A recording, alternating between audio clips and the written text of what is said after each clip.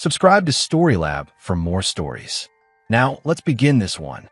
Chapter 1. The Quiet Life. Derek Dwyer adjusted his wire-rimmed glasses and reviewed the quarterly tax returns spread across his mahogany desk.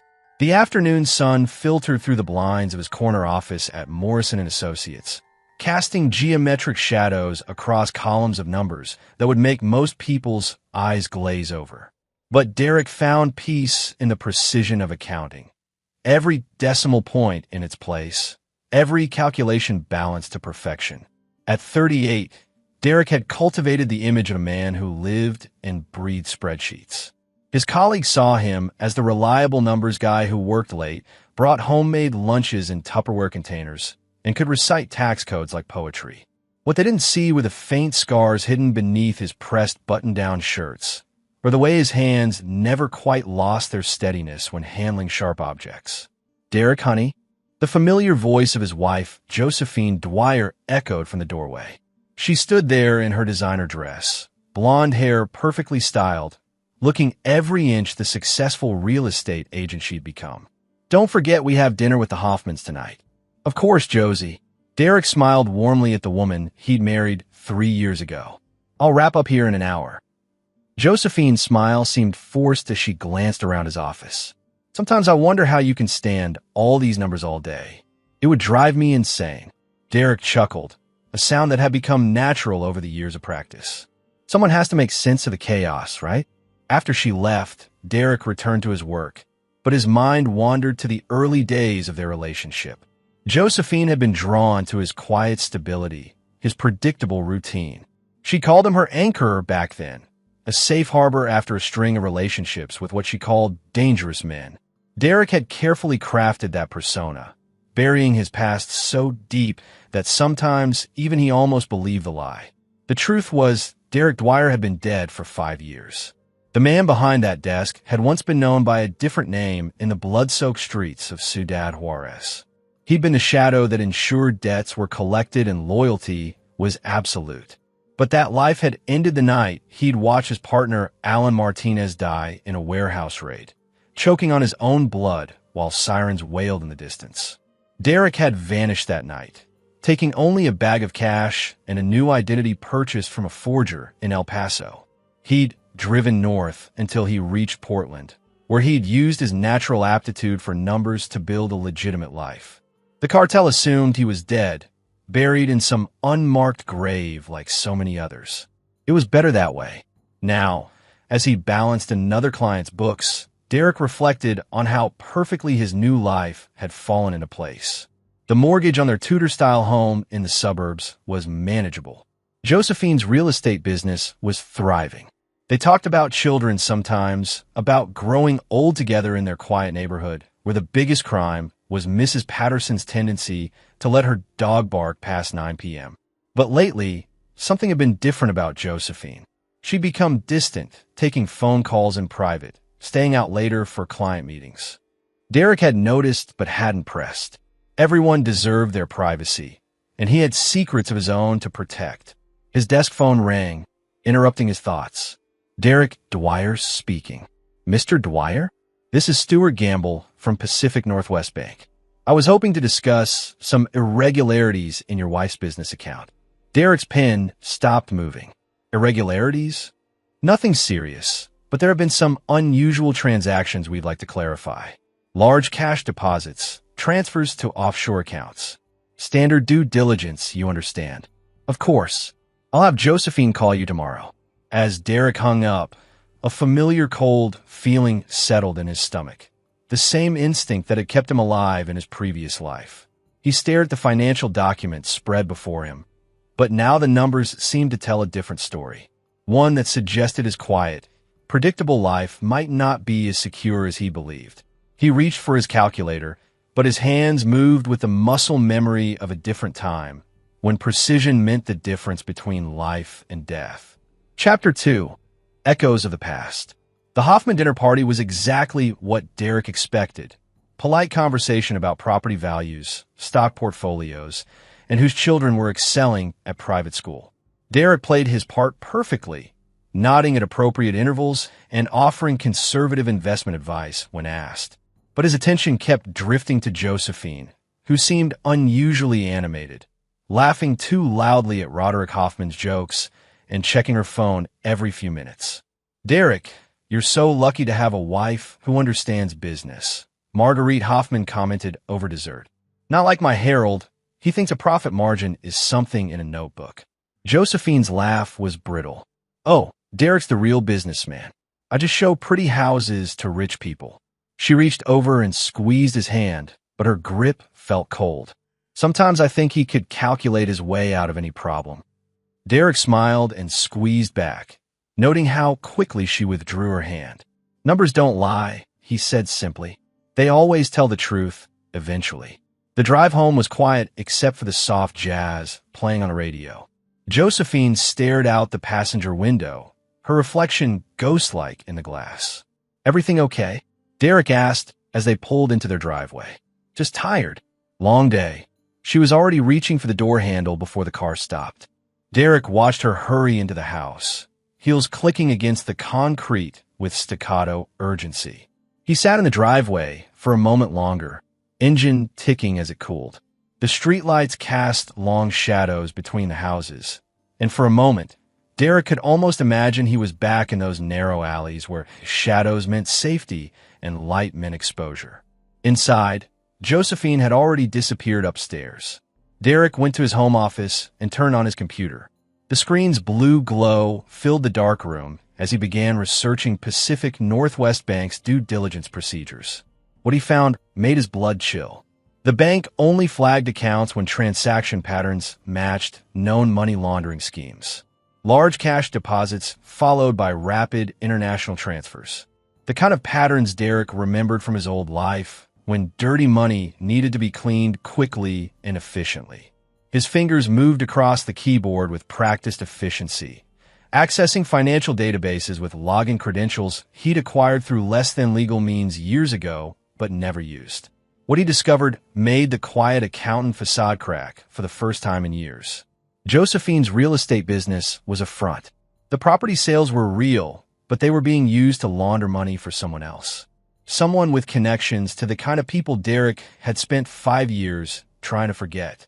The bedroom door creaked open upstairs, followed by the sound of Josephine's voice, muffled but urgent. Derek crept to the bottom of the stairs, his old instincts taking over. She was on the phone, pacing. "Told you. He doesn't suspect anything. He's just a numbers nerd who thinks excitement is finding a misplaced decimal point." A pause.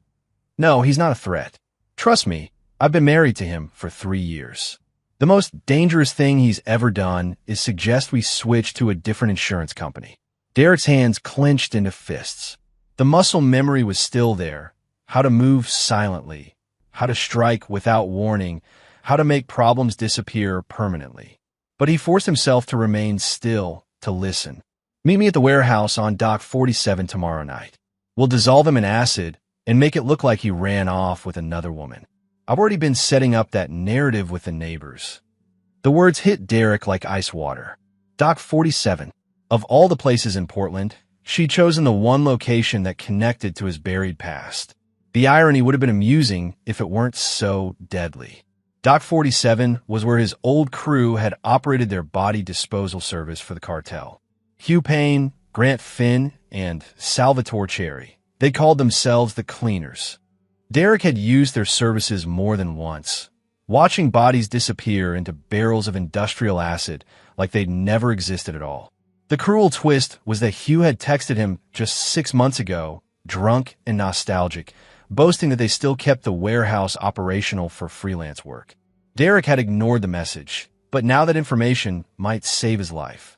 Josephine's voice continued upstairs. "Been planning this for months. The insurance money alone is worth $2 million, plus I get the house and his accounts. He's been so careful with money, never spending much on himself. The perfect victim." Derek backed away from the stairs, his mind already shifting into tactical mode. The quiet accountant was gone, replaced by the cold calculation that had once made him one of the most feared men in the Southwest. Josephine thought she was setting a trap for a harmless number cruncher. She had no idea she was about to face a ghost from a world where betrayal was currency and survival was an art form. Chapter 3. The Weight of Truth. Derek didn't sleep that night. Instead, he sat in his office, surrounded by manila folders and tax documents, while his mind constructed scenarios with a methodical precision that had once planned executions across state lines. By dawn, he had 3 different contingency plans, each more elaborate than the last. The hardest part wasn't planning his survival. It was accepting that the woman sleeping upstairs, the one who'd shared his bed for 3 years, had been playing a role as convincing as his own. Josephine came down for breakfast, acting perfectly normal, humming while she made coffee, complaining about her schedule being too packed. Derek watched her performance with professional appreciation. She was good, not cartel-level good, but impressive for an amateur. "I might be late tonight," she said, not meeting his eyes. Showing the Peterson property to some out-of-town buyers. "You know how these evening appointments can drag on." "Of course." Derek buttered his toast with the same steady hands that had once held a different kind of blade. "I'll probably work late myself. Quarterly reports are due." After she left, Derek made 2 phone calls. The first was to his office, calling in sick with a stomach bug. The second call required him to dig through his desk drawer for a burner phone he'd hoped never to use. The number rang 4 times before a gravelly voice answered. "Yeah. You? It's me." A long pause. "Holy shit. I thought you were dead." "Close enough. Listen, I need a favor. Tonight. The old warehouse." "Dara, man, I don't know. Things have been quiet for us. We don't need. Someone's trying to use your facility without permission. Someone who thinks they can walk into our old territory and play by their own rules." Hugh's tone changed immediately. Disrespect to their operation was something he took personally. "What do you need? Just be ready." "And Hugh, this one's personal." Derek spent the afternoon in preparation. From a safety deposit box he'd maintained under a false name, he retrieved items he'd thought were relics of his past life. A ceramic knife that wouldn't set off metal detectors, lockpicking tools, and a small vial of a colorless substance that could make someone very cooperative or very dead, depending on the dosage. At 6 p.m., he called Josephine. "Hey, honey, just wanted to check in. How's the showing going?" "Oh, you know how it is. These buyers are really picky." Her voice carried that same false brightness. "I might be really late." "Don't wait up. Drive safely," Derek said, meaning it. He wanted her to arrive at Dock 47 in perfect condition. The warehouse district at night was a maze of shadows and industrial decay. Derek arrived 2 hours early, parking 6 blocks away and approaching on foot. His body moved with the fluid efficiency of his old life, every step calculated to avoid detection. The warehouse looked exactly as he remembered. Corrugated metal walls, small windows set too high to see through, a single entrance that had been reinforced with steel plating. Hugh had always been paranoid about security. Derek settled into position behind a shipping container across the street, checking his watch. 8:30 p.m. Josephine would arrive at 9, probably with backup. Derek had counted on that. Amateurs always brought too many people to simple jobs. At 8:45, a black SUV pulled up to the warehouse. 3 men got out, moving with the overconfident swagger of wannabe criminals. Derek recognized the type. Local muscle trying to play in leagues they didn't understand. The warehouse door opened, and Grant Finn stepped out. Even in the dim light, Derek could see his old partner's massive frame, still intimidating after all these years. Grant gestured the newcomers inside, playing the role of helpful contractor. Derek smiled for the first time in 24 hours. His old crew was about to remind some people why professionals always outlasted amateurs. At exactly 9 p.m., Josephine's silver Mercedes pulled up. She stepped out wearing dark clothes and surgical gloves, looking every inch the femme fatale she'd apparently always been.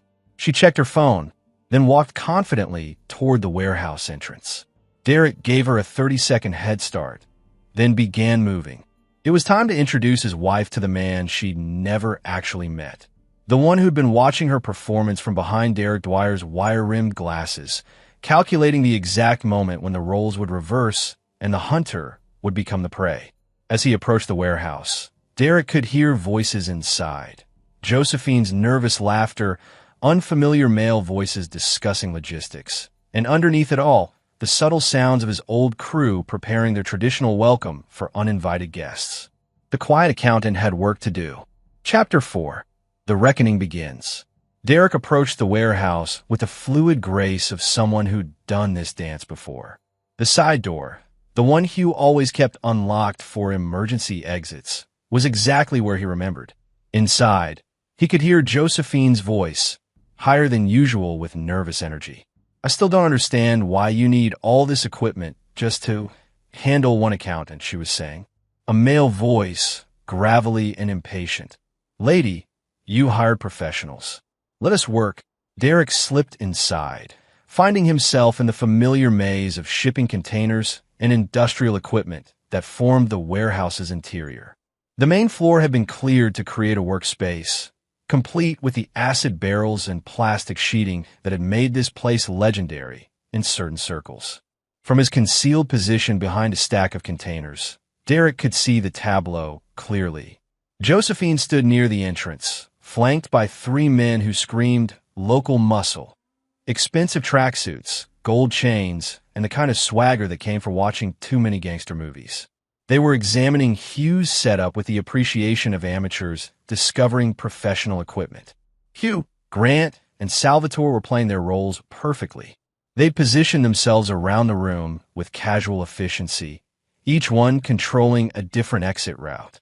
To the uninformed observer, they looked like hired help setting up for a simple body disposal. Derek knew better. They were predators surrounding prey. "Your husband should be here any minute," one of Josephine's companions said, checking an expensive watch. "You sure he bought the story about the late showing?" Josephine laughed, the sound sharp and brittle in the warehouse's acoustics. "Please, Derek's the most gullible man alive. I've been leading him around by the nose for 3 years. He thinks I'm this devoted wife who fell in love with his stability." She gestured dismissively. "Truth is, I was hired to get close to him from the beginning." Derek's grip tightened on his ceramic knife.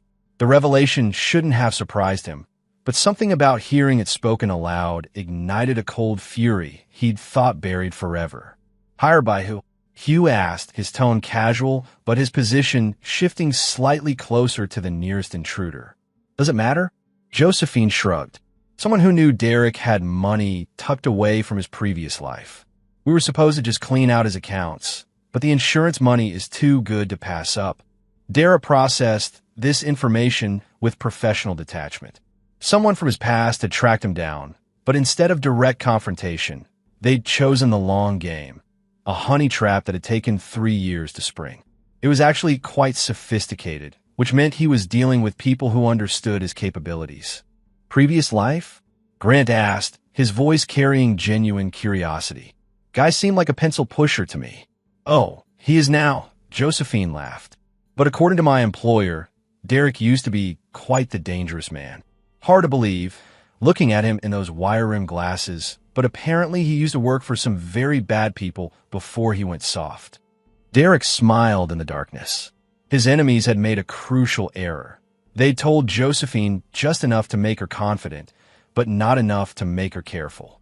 She had no idea that going soft and being weak were entirely different things. His phone buzzed with a text message. To sell the charade, he'd sent himself a delayed message designed to draw attention. Right on schedule, Josephine's phone chimed with his response to her fake emergency. "He's coming," she announced, reading the message aloud. "Just left the office. Be there in 20 minutes. "Perfect." "Positions, everyone," the apparent leader of Josephine's crew ordered. "Remember, we want this clean. Grab him when he comes through the door, get him to sign the insurance papers, then into the acid. No evidence, no questions." Derek watched his old crew exchange glances. Hugh caught Salvatore's eye and nodded almost imperceptibly toward the acid barrels. Grant shifted his position to block the main exit more effectively. They were professionals reading amateurs like a children's book. "One question," Hugh said, his voice carrying the kind of polite interest that had always preceded violence in the old days. "You folks ever done this kind of work before?" "We're not amateurs," one of Josephine's men bristled. "We've handled plenty of problems." "I'm sure you have." He replied agreeably. It's just that professional disposal requires certain protocols. Wouldn't want anyone getting hurt accidentally. Derek decided it was time to make his entrance. He'd heard enough to understand the scope of the betrayal, and his old crew was positioned perfectly for what came next. He pulled out his phone and called Josephine's number. "Derek?" she answered, injecting just the right amount of worry into her voice. "Where are you?" "I think I'm lost." "Having trouble finding the Peterson property?"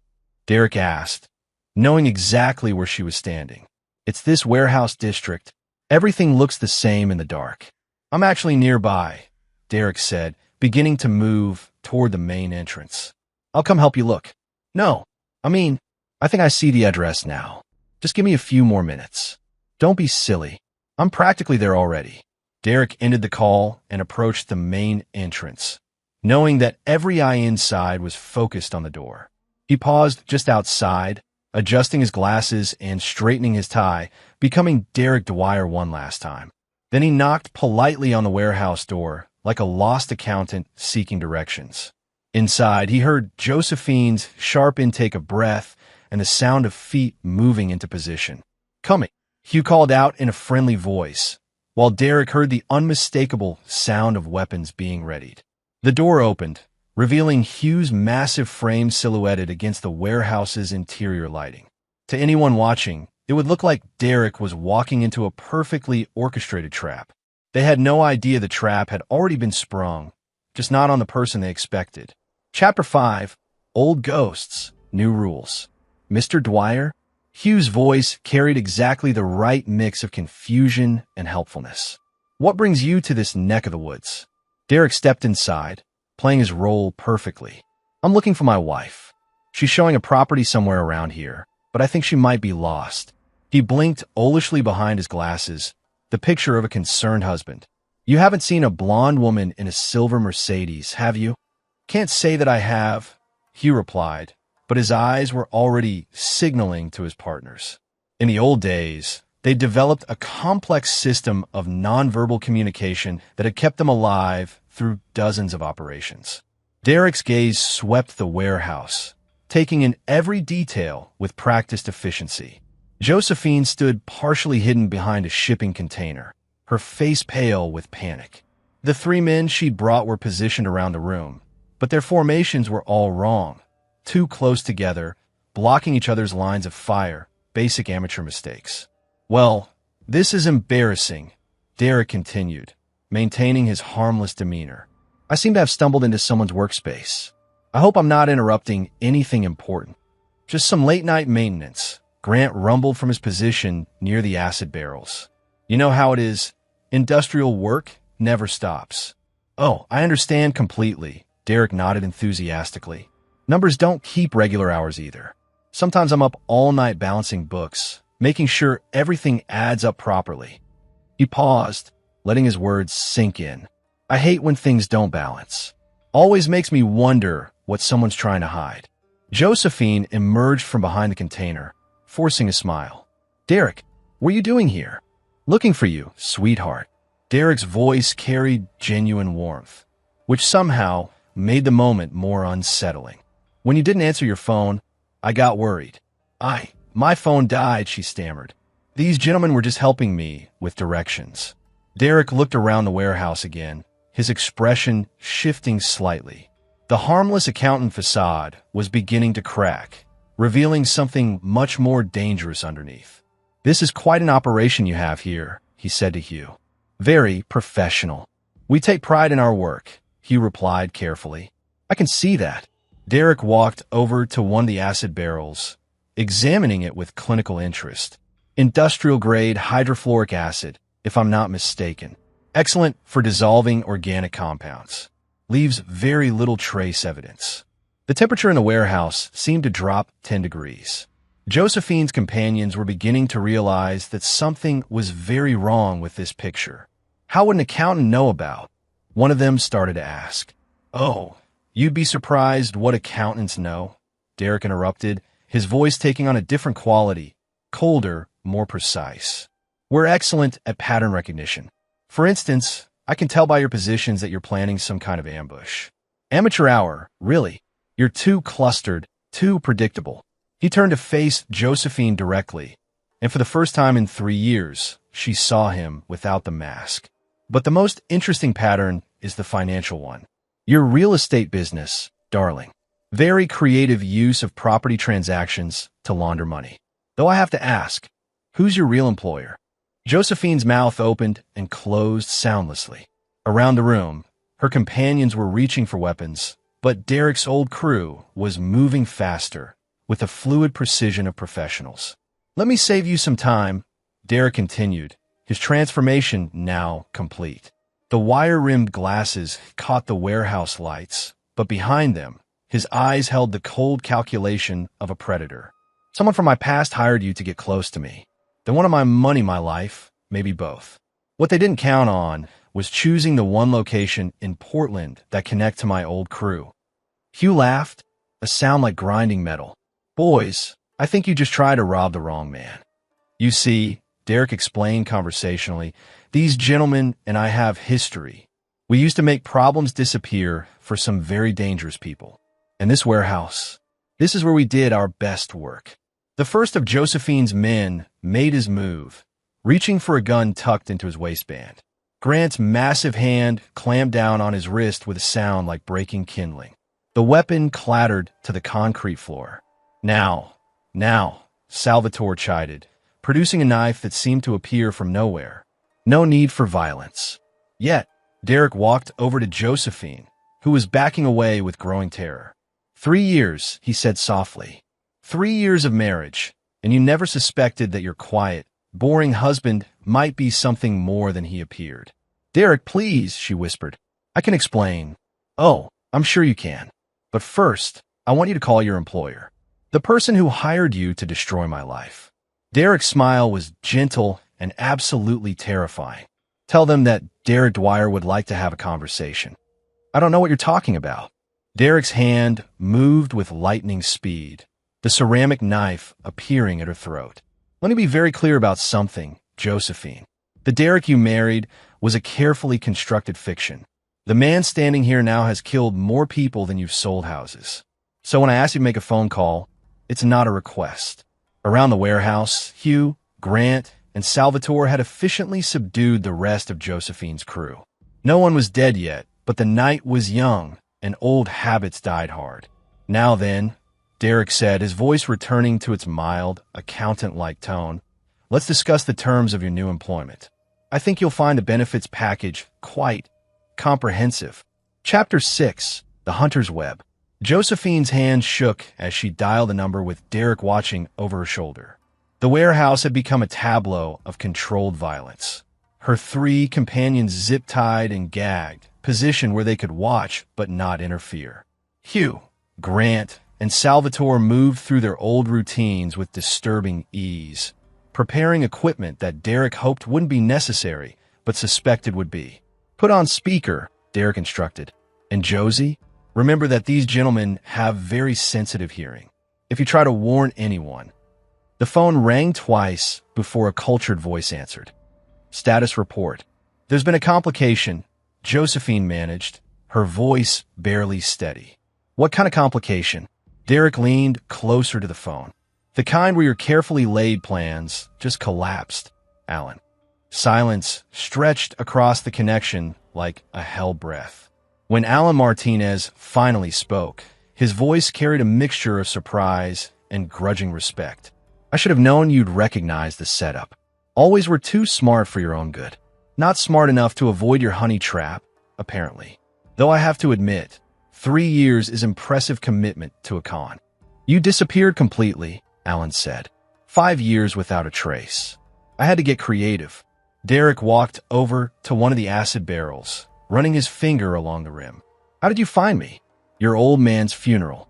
You thought you were being careful, but facial recognition software is everywhere now. One photograph in a cemetery, and I knew Derek Dwyer was more than he seemed. The mention of his father's funeral hit Derek like a physical blow.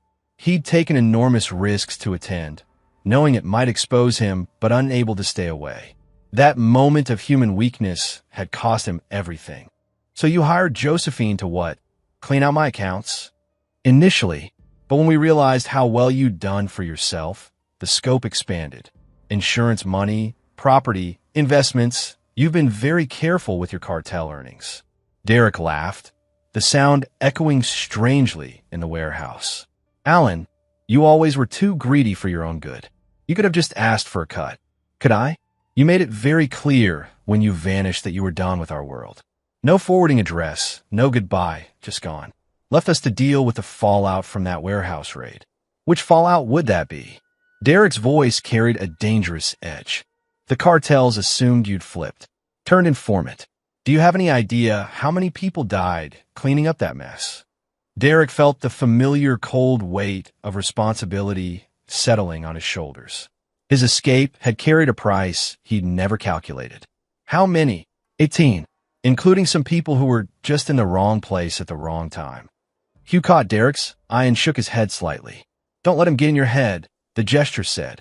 Alan was playing a psychological game, trying to destabilize Derek with guilt. So this is revenge? Derek asked. This is collection. You owe a debt, and it's time to pay. Interesting. Derek's voice became conversational again. Tell me, Alan, where exactly are you right now? Why would I? Because I'm curious whether you're close enough to hear the screaming when I start asking your associates here some pointed questions about their operation. On cue, Grant lifted one of the zip-tied men by his collar, producing a pair of pliers from somewhere in his massive frame. The man's eyes went wide with terror. You always were theatrical, Alan said, but there was tension in his voice now. I'm also very good at pattern recognition. Your financial trail through Josephine's real estate business is quite clever, but it points to a base of operations. Local muscle suggests local territory. And the acid disposal method. Derek smiled. Well, that's very specific knowledge. Someone's been doing their homework on my old cruise methods. He nodded to Salvatore, who produced a tablet and began tapping rapidly. Interesting. Salvatore's been tracking unusual chemical purchases in the greater Portland area. Seems someone's been buying industrial-grade acids through a shell corporation registered to a warehouse in southeast Portland. 2200 block of Division Street, if I'm reading this correctly. Alan's sharp intake of breath was audible through the phone. Now, here's what's going to happen, Derek continued. Josephine is going to text you an all-clear message. You're going to wait exactly 1 hour. Then you're going to come to Dock 47. Alone. Like hell I am. Alan, listen very carefully. I know where you are. I know your operation. I know your escape routes and your safe houses. I have 3 very motivated professionals who remember the old days fondly. And I have your entire Portland crew zip-tied in a warehouse that's seen more bodies than morgue. Derek paused, letting the implications sink in. You can come here and we can discuss this like civilized people. Or I can come there and we can discuss it like the animals we used to be. Your choice. And if I choose option 3, just disappear again, then I hunt you down like I should have 5 years ago. And this time, I make sure you don't walk away. Derek's voice carried absolute conviction. I've been pretending to be someone else for too long, Alan. Time to remember who I really am. He was nodding approvingly. This was the Derek he remembered, cold, calculating, and absolutely ruthless when cornered. 1 hour, Derek repeated. Dock 47. Come alone, or I start mailing pieces of your crew to your doorstep. He ended the call and turned to Josephine, who was staring at him with undisguised horror. Well, darling, he said in his best accountant voice, looks like we're having company. I do hope you don't mind staying for dinner. I have a feeling it's going to be quite memorable. Chapter 7, The Reckoning. Alan Martinez arrived exactly 59 minutes later, his black sedan pulling up to Dock 47 with deliberate precision. Derek watched from the warehouse's second-floor window as his former partner stepped out, scanning the area with professional paranoia before approaching the entrance. He's alone, Derek reported to his team below. But that doesn't mean anything with Alan. He's the kind who considers backup a sign of weakness. Hugh positioned himself by the main entrance while Grant and Salvatore took flanking positions. Josephine sat zip-tied to a chair near the acid barrels. Her earlier bravado completely evaporated. Her 3 companions had been moved to a storage container, alive, but very much aware of their precarious situation. The warehouse door opened with a metallic scrape, and Alan stepped inside. At 42, he still moved with the fluid confidence of a predator, but Derek noted the slight limp, a souvenir from the warehouse raid that had ended their old life. Alan's expensive suit couldn't quite hide the shoulder holster or the way his eyes immediately cataloged every thread in the room. Derek, Alan's voice carried a mixture of wariness and grudging respect. You've certainly made yourself comfortable. Just renewing old acquaintances. Derek descended the stairs slowly, letting Alan absorb the full tableau. The professional setup, the subdued crew, the casual way Hugh and the others controlled the space. You remember Hugh, Grant, and Salvatore, of course. Boys. Alan nodded to each in turn, his tone carefully neutral. Alan, Hugh rumbled. Been a while. 5 years, Grant added helpfully. Lot of water under the bridge.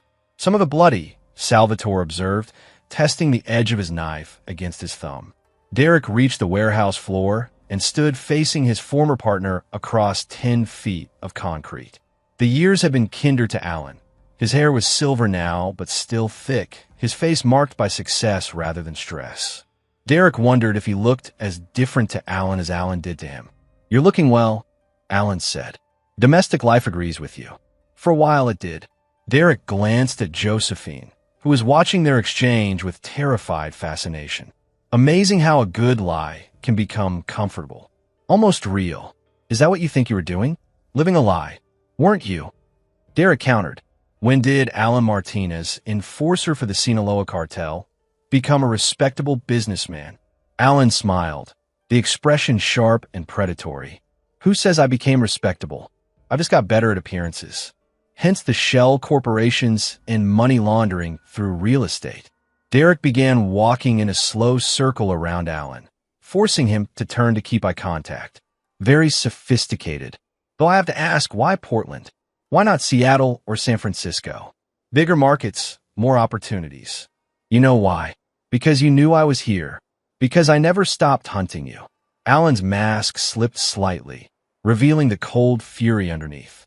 5 years, Derek. 5 years of cleaning up the mess you left behind. You mentioned 18 deaths. Care to elaborate? Alan's laugh was bitter. You want the full accounting? Fine. Start with Rodriguez and his entire crew. Executed because the cartel thought they'd help you escape. Add Martinez's family in Juarez, including his 12-year-old daughter.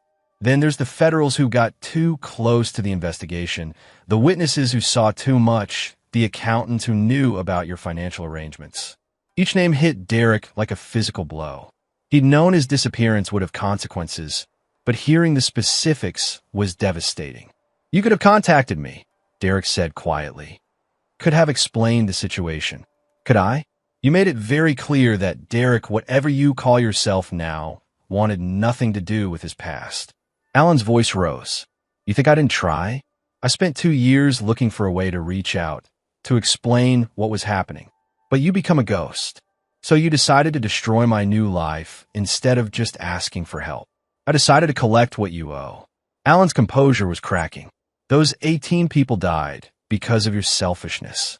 Because you decided your comfort was more important than their lives. Derek stopped circling, standing directly in front of Alan. You're right. The admission hung in the air like smoke. Alan blinked, clearly not expecting it. You're absolutely right, Derek continued. I was selfish. I ran away from the consequences of my actions. I built a life on the assumption that my past would stay buried. He paused. But that doesn't change what you've done to me. What I've done. Alan's voice cracked with disbelief. I've spent 3 years setting up a simple collection operation. Clean, efficient, minimal collateral damage. You should be thanking me for being so civilized about it. Derek laughed, the sound echoing strangely in the warehouse. Civilized? Alan, you hired a woman to seduce me, manipulate me, and then murder me for insurance money. You call that civilized? I call it appropriate punishment for someone who abandoned his responsibilities. No, Derek said softly. You call it business. Same as it always was with you. Everything reduced to profit and loss, assets and liabilities. The problem is you miscalculated. How so? Derek's smile was gentle and absolutely terrifying. You assumed Derek Dwyer was weak because he chose to be quiet. You never considered that he might be quiet because he chose to be strong. Alan's hand moved toward his shoulder holster, but Hugh was already behind him, one massive arm sliding around his throat in a chokehold that would render him unconscious in seconds if applied with full pressure. "Easy, Alan," Derek cautioned. "We're just talking. This is how you want to play it?" Alan gasped against Hugh's arm. "Violence." "No," Derek said. "This is how I want to play it, truth." He nodded to Salvatore, who produced the tablet again. "See, while you were building your revenge fantasy, I was doing what I do best, following the money. Your operation isn't just about me, is it? You've been using Portland as a testing ground for a much larger enterprise." Alan's eyes narrowed. "You don't know what you're talking about. Money laundering through real estate, body disposal services for hire, contract killing dressed up as accident insurance." Derek ticked off items on his fingers. "You've built quite the criminal franchise. The Derek Dwyer job was just the prototype. Prove it." Derek smiled. "I don't have to. See, that's the beauty of being an accountant. I know how to make problems disappear on paper. Your entire Portland operation is about to experience some serious financial difficulties." He nodded to Grant, who wheeled over a barrel of acid. The chemical smell filled the warehouse, sharp and acrid. "Now, then," Derek said conversationally, "let's discuss the terms of your retirement." Chapter 8, Balancing the Books. Alan's composure finally cracked as Grant positioned the acid barrel directly in front of him. The acrid smell filled the air, and even through Hugh's restraining arm, Derek could see the recognition in his former partner's eyes. Alan knew exactly what that barrel represented. "You think this solves anything?" Alan managed, his voice strained. "Kill me, and 10 more people take my place. The cartel doesn't forgive debts, Derek, ever. Who said anything about killing you?" Derek adjusted his glasses, a gesture that had become automatic over the years. "Alan, you've completely misunderstood the situation." Derek walked over to a workbench where Salvatore had set up a laptop connected to several financial databases. "See, while you were building your little revenge fantasy, I was doing what I do best, numbers. Following money trails, tracking assets, understanding the bigger picture." He turned the laptop screen toward Alan. "Your Portland operation grossed approximately $3.2 million last year. Impressive for a startup. But what's really interesting is where that money came from." Alan's eyes flicked to the screen, his expression shifting from defiance to confusion. 60% of your revenue comes from legitimate business interests," Derek continued. "The money laundering through Josephine's real estate business? That's actually clean money being made dirty, not the other way around. You've been so successful at going legitimate that you had to manufacture criminal activity to maintain your cartel connections. That's ridiculous. Is it?"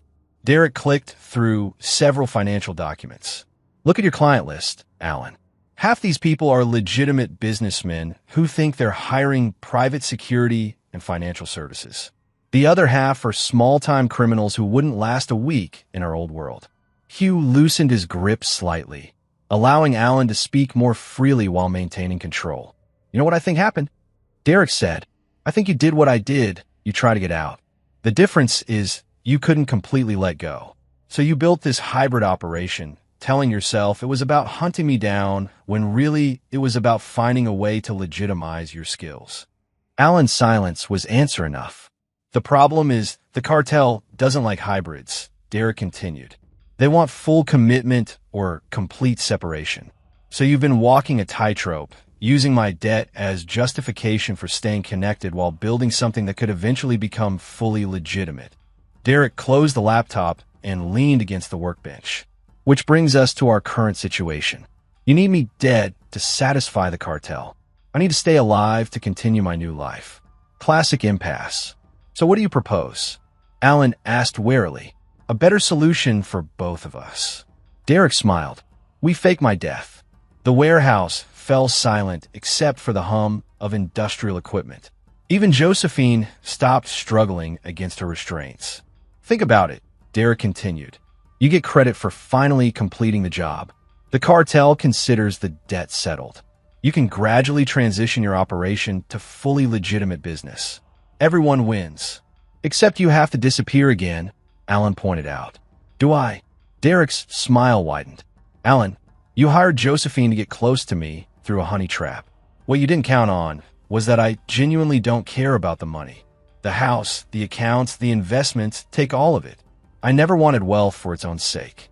He gestured around the warehouse. But this? Working with professionals who understand the stakes? Planning operations that require real skill? I missed this more than I realized. Alan's eyes narrowed. What are you saying? I'm saying Derek Dwyer dies tonight, but his skills don't have to. You need a financial specialist for your legitimate operations. Someone who understands both sides of the law. Someone the cartel already considers dead. You want to work together? I want to finish what we started 5 years ago, getting out. Derek's voice carried conviction. The difference is, this time we do it right. Clean break. No loose ends. No blood debt. Hugh spoke up for the first time in the conversation. What about us?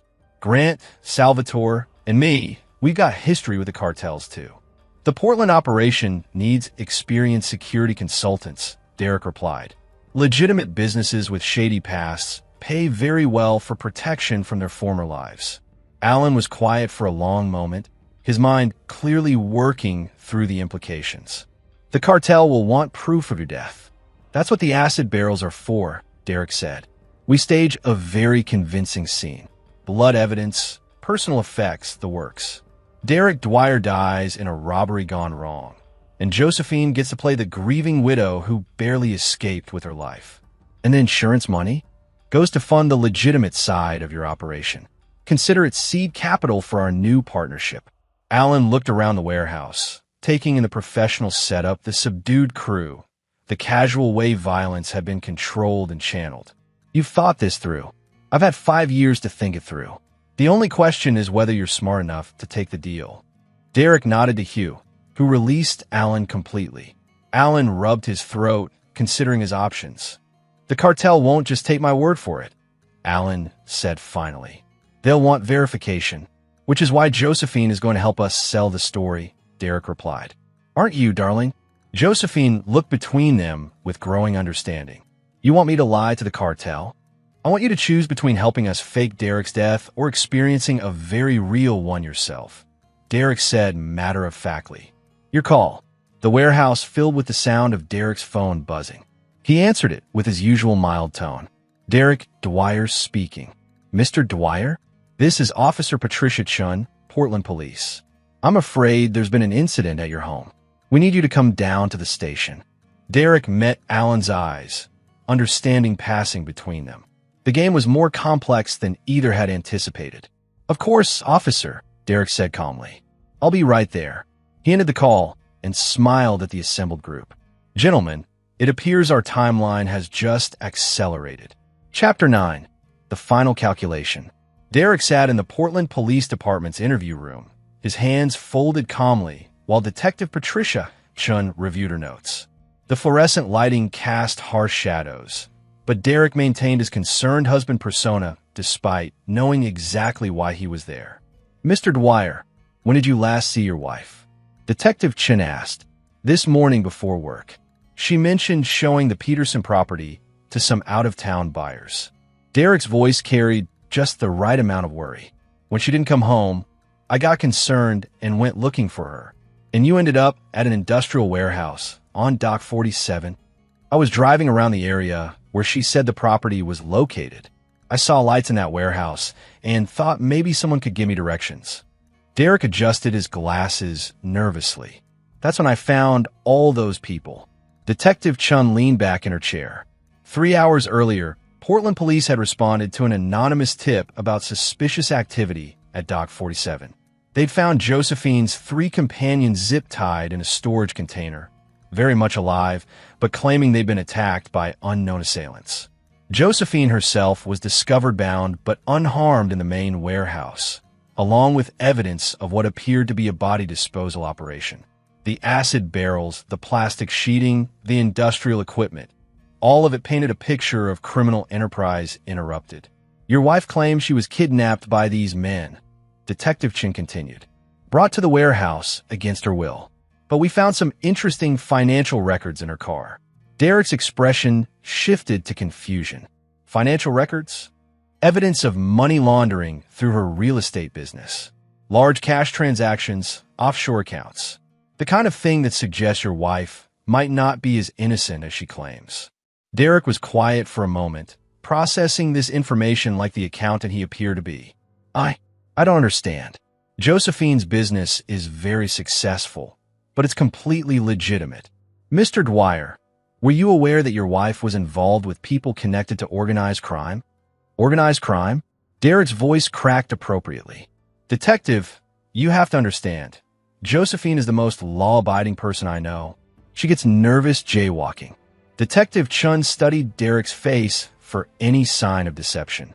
What she saw was a mild-mannered accountant whose world had just collapsed around him. She didn't see the subtle satisfaction in his eyes or the way his hands remained perfectly steady despite his apparent distress.